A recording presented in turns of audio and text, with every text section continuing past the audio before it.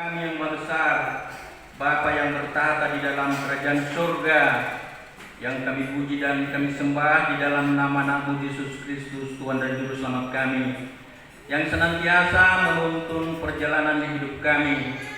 Teristimewa sukacita kami pada pagi hari ini, Tuhan. Engkau tuntun kami untuk beribadah, memuji, memuliakan nama Tuhan. Dan saat ini Tuhan, kami telah siap mendengarkan sebagian dari firman Tuhan. Biarlah Roh Kudus Tuhan yang menguasai hati dan pikiran kami.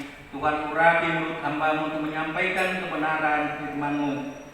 Terima kasih Tuhan, kami memohon hanya di dalam nama Anak-Mu Yesus Kristus, Tuhan dan Juru Selamat kami. Amin. Horas Madinah Salutna.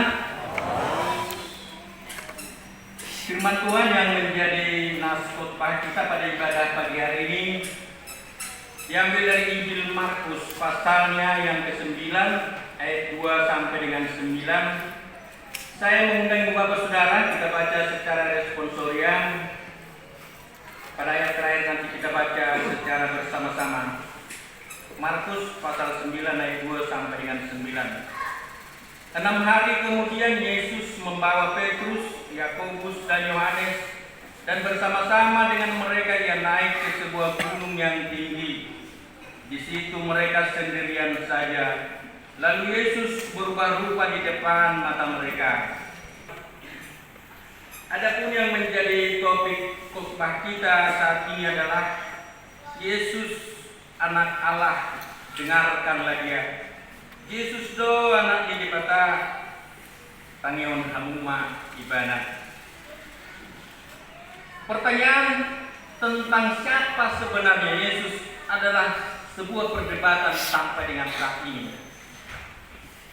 Sebagai orang percaya, tentu kita meyakini bahwa Yesus adalah Mesias, Anak Allah, Juru Selamat dunia. Tetapi masih banyak orang yang tidak percaya dan tidak menerima hal itu. Karena itu tentang siapa sebenarnya Yesus akan menjadi perdebatan yang berkepanjangan, bahkan mungkin sampai pada akhir zaman.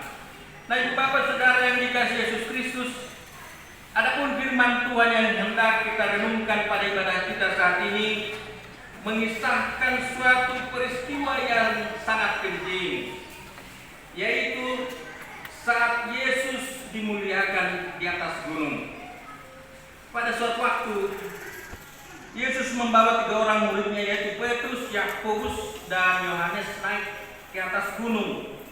Dan di sana murid ini diberikan Tuhan kesempatan untuk menjadi saksi ketika Yesus dimuliakan. Di sana Yesus mengalami transfigurasi atau perubahan rupa. Dikatakan tadi, pakaian dan wajah Yesus kelihatan sangat putih, berkilat-kilat, dan tidak pernah ada di dunia ini yang seperti itu. Nah, peristiwa transfigurasi ini menjadi bayang-bayang dari tubuh kemuliaan surgawi Kristus. Sehingga apa yang diperoleh dari sana? Para murid semakin memahami siapa Yesus itu sebenarnya. Nah, menyaksikan peristiwa itu ada rasa bahagia di dalam diri Petrus, Yakobus dan Yohanes. Sebab pada peristiwa itu terbukalah pengenalan mereka siapa sebenarnya Yesus yang mereka panggil Rabi, Guru.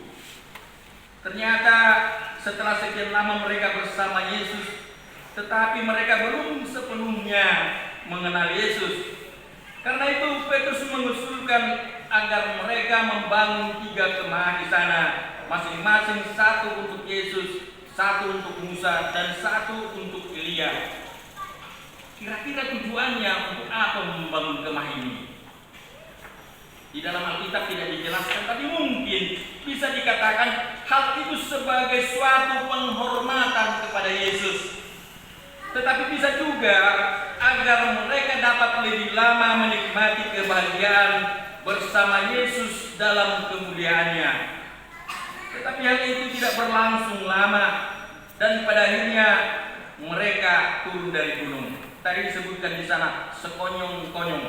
Nah, Dari peristiwa ini kita dapat memetik suatu pelajaran bahwa Yesus tidak menginginkan orang-orang beriman memimpikan kebahagiaan hidup yang instan. Yesus tidak menginginkan orang-orang beriman memimpikan kebahagiaan hidup yang mudah dan gampang. Manusia harus berjuang, harus turun dari angan-angan, harus pikul salib mengikuti Yesus untuk meraih kemenangan dan kebahagiaan. Perjalanan Yesus setelah turun dari gunung itu selanjutnya adalah menuju Yerusalem untuk pikul salib, untuk menyelesaikan misinya, dan itu tidak boleh dihalangi. Ibu bapak saudara yang dikasihi Yesus Kristus, dalam kemuliaannya Yesus berbicara dengan Musa dan Elia. Kita tahu bahwa Musa adalah nabi yang menerima hukum Taurat, dan Elia adalah seorang nabi terbesar sebelum Yesus.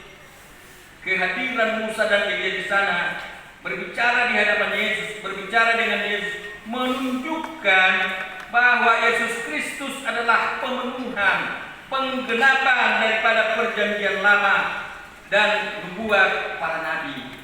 Mari kita baca dulu sama-sama Ulangan pasal 18 ayat 15. Kita mulai. Seorang nabi dari tengah-tengahmu, dari antara saudara-saudara sama seperti aku, akan dibangkitkan bagimu oleh Tuhan Allahmu. Dialah yang harus kamu dengarkan. Nubuat di dalam Ulangan pasal 18-15 ini adalah nubuat yang ditujukan untuk kedatangan Sang Mesias, yaitu Yesus Juru Selamat dunia. Nah, bagi kita saat ini peristiwa transfigurasi ini hendak mengajarkan agar kita berubah dan mengubah. Artinya, jika saat ini kita masih hidup dalam dosa dan kegelapan, maka kita harus berubah. Maka marilah kita berusaha mendekatkan diri kepada Tuhan agar cahaya kemuliaan Tuhan melekat pada diri kita sehingga kita hidup di dalam terang. Kita juga harus berusaha mengubah saudara-saudara kita melalui kesaksian hidup kita. Jika kita telah mengalami kebaikan-kebaikan Tuhan, ketika kita sudah mengalami kasih Tuhan, hendaknya pengalaman hidup itu dapat kita bagikan dengan saudara-saudara kita, sehingga mereka juga mengalami berkat-berkat Tuhan. Ibu bapak saudara yang dikasihi Yesus Kristus, lewat peristiwa transfigurasi ini, Allah kembali menyatakan eksistensi keberadaan Yesus sebagai anak Allah. Setelah sebelumnya hal yang sama terjadi pada saat Yesus dibaptis di Sungai Yordan. Kita tahu di sana pada saat Yesus dibaptis ada juga pernyataan dari Allah, inilah anak yang kukasihi, kepadanya lah aku berkenan. Sehingga di dalam peristiwa transfigurasi ini adalah kali kedua Allah menyampaikan bahwa Yesus adalah anak Allah. Nah, sekarang pertanyaannya, kenapa Allah perlu kembali menegaskan bahwa Yesus adalah anak Allah? Hal ini perlu kembali dinyatakan karena 6 hari sebelum peristiwa transfigurasi ini terjadi, yang disebutkan tadi di dalam ayat yang kedua, 6 hari kemudian. Nah, dalam perjalanan di Kaisarea Filipi, Yesus bertanya kepada murid-muridnya, kata orang-orang, siapakah aku ini, kata Yesus. Lalu pada murid menjawab bahwa kata orang-orang, dia adalah Yohanes Pembaptis. Ada juga yang menyatakan dia adalah Elia.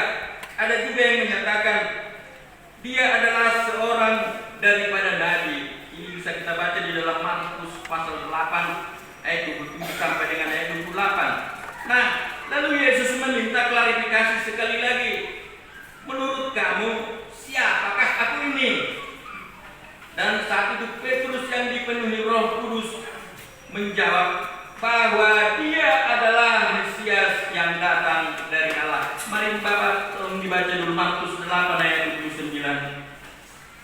Dia bertanya kepada mereka, tetapi apa sebab aku ini? Maka jawab Petrus, kau adalah Mesias. Ya. menyampaikan itu karena Petrus sudah dipenuhi oleh Roh Kudus. Dia menjawab bahwa engkau adalah Mesias. Maka lewat peristiwa transfigurasi ini Allah Bapa menegaskan kembali bahwa Yesus adalah anak Allah. Dia bukan Yohanes Pembaptis seperti kata orang-orang. Dia bukan Elia, tetapi firman Allah yang turun dari sorga mengambil rupa manusia. Jadi Bapak Saudara yang dikasihi Yesus Kristus, orang Kristen tidak pernah memperhanakan manusia. Kita tidak pernah menjadikan manusia menjadi Tuhan seperti yang dituduhkan orang-orang yang tidak seiman dengan kita. Tetapi orang Kristen mengakui bahwa firman itu telah menjadi manusia. Yohanes 1 ayat 14. Dan dia hadir dalam pribadi Yesus Kristus yang kita sembah dan kita terima sebagai Tuhan dan Juru Selamat hidup kita. Sebenarnya tanpa kita mengakui bahwa Yesus adalah anak Allah, ya Yesus itu tetap anak Allah. Ketuhanan Yesus tidak ditentukan oleh pengakuan daripada manusia, tidak tergantung daripada apa pendapat manusia, sebab Dia adalah anak tunggal Bapa. Firman yang menyatakan demikian. Jadi walaupun ada orang-orang di seberang yang tidak mengakui bahwa Yesus itu adalah anak Allah, ya Yesus itu tetap anak Allah. Karena itu tidak tergantung kepada pengakuan daripada manusia. Nah, Ibu Bapak Saudara yang dikasihi Yesus Kristus, lewat firman ini kita juga diajarkan atau kita juga diperintahkan. Di dalam ayat 7 dikatakan, 7b dikatakan, dengarkanlah dia. Dengarkanlah dia. Itu perintah daripada Allah. Hal ini menegaskan kepada orang-orang percaya dan juga orang-orang yang tidak percaya harus menerima Yesus dan mendengarkan dia jika dia ingin selamat. Nah, mendengarkan Yesus artinya apa? Kita harus meyakini dia. Kita harus menaati perintahnya. Kita harus mengikuti Yesus. Kita harus melakukan perintahnya dan meneladani hidupnya. Mendengar Yesus berarti kita harus menaruh hati dan perhatian kita pada ajaran dan perintahnya. Dalam bahasa atau keadaan kita sehari-hari kita sebutkan mendengar Yesus berarti kita harus memilih perilaku mengampuni daripada mendendam, memilih mendoakan dengan tulus orang-orang yang tidak senang dengan kita daripada kita mengumpat dan mencaci maki, memilih memuji dan bergembira ketika orang berhasil, ketika sesama kita lihat berhasil daripada kita iri hati dan menyebar fitnah. Ibu Bapak Saudara yang dikasihi Yesus Kristus, Tuhan Yesus adalah representasi dari kehadiran Allah Bapa di dunia ini. Maka ketika kita mendengar apa yang dikatakan Yesus, itu artinya kita mendengar Allah Bapa. Ketika kita menaati Kristus, itu artinya kita menaati Allah Bapa. Ketika kita melakukan perintah Yesus Kristus, itu artinya kita melakukan perintah Allah Bapa. Sebab firman yang tertulis di dalam Yohanes 10 ayat 30 dikatakan, Aku dan Bapa adalah satu. Aku dan Bapa adalah satu. Yesus Kristus adalah satu dengan Bapa.